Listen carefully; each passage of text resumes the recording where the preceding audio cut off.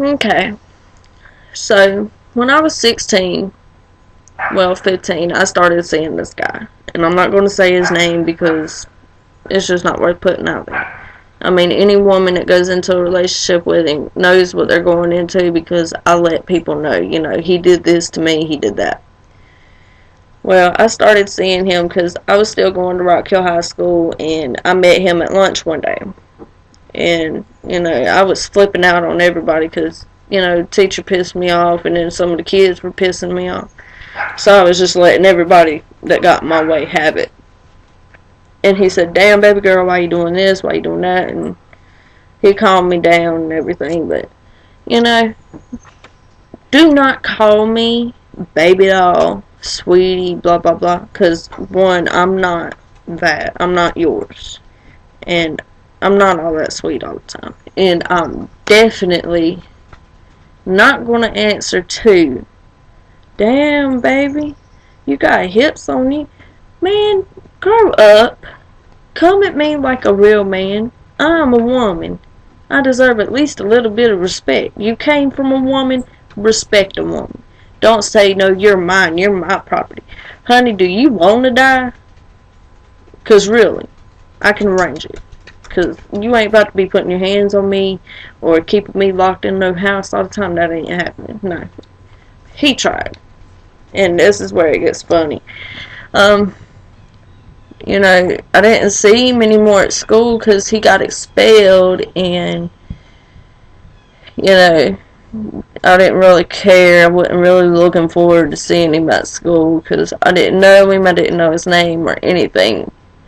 So, I ran into him unknowingly at the store one day. And I was staying in Southland, and I ran into him at the BP right up above them apartments, and we started talking, and I didn't know he was actually going to his friend's house, the same place I was living, only I was on the front side, she was on the back side, and he saw me pull in, and he honked the horn twice, but he was with somebody, so he wasn't driving. I should have known right there to leave it alone, but I was young, and I was stupid.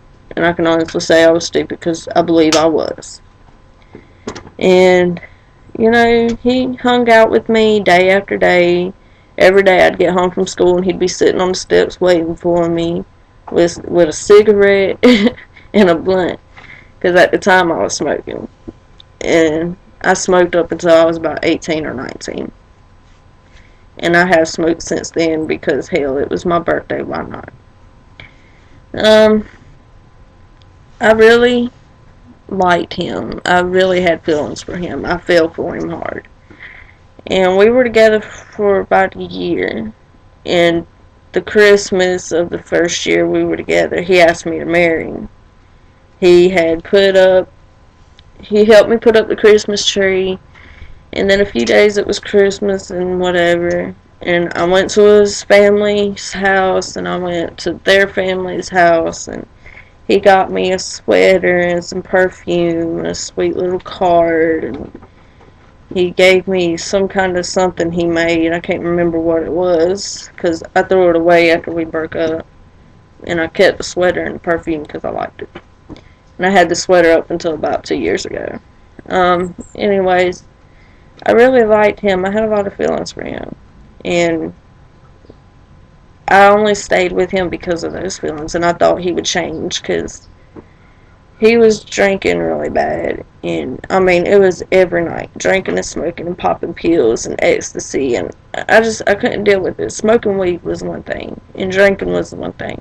But the ecstasy and all the pills and the other stuff he was doing, that wasn't me, and I couldn't do it. But he did. And one night, my mama wasn't home. She was with her boyfriend, and they had went out. And he had me by my throat up against the wall, screaming and yelling at me. And I said, "Unless you want my mama to come in here and kill you when she gets home, you better let me go."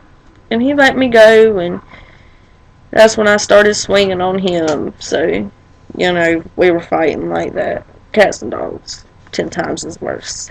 But, we got through the arguments, and he apologized, and He would help me put makeup on to hide the bruises on my arms and stuff. And yeah, I know some women have been through that. A lot of women.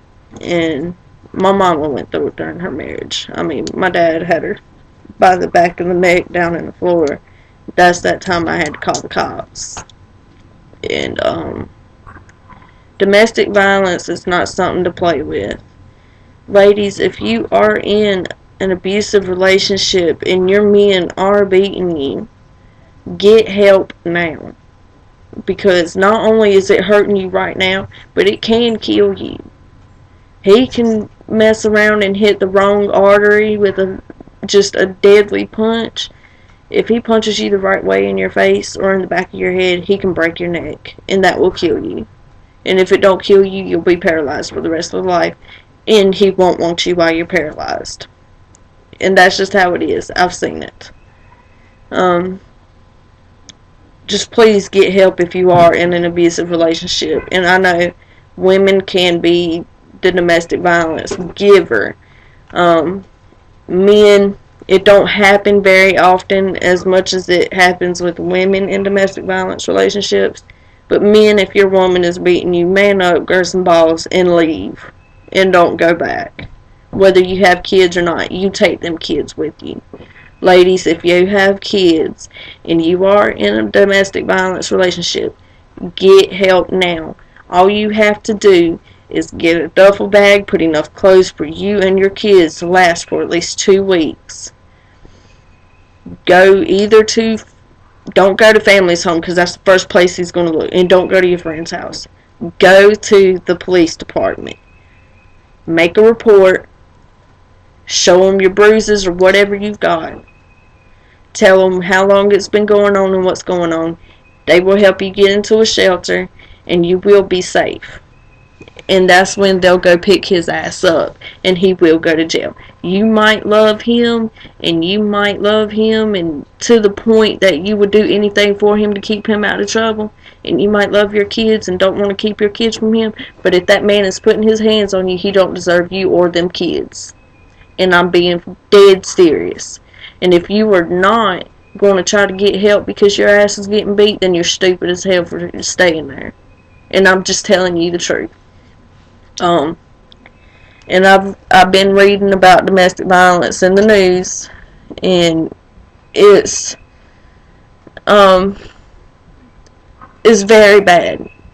I mean, I've seen my Aunt Beth get her elbows broken and get choked out and shit by her husband. They got married last year.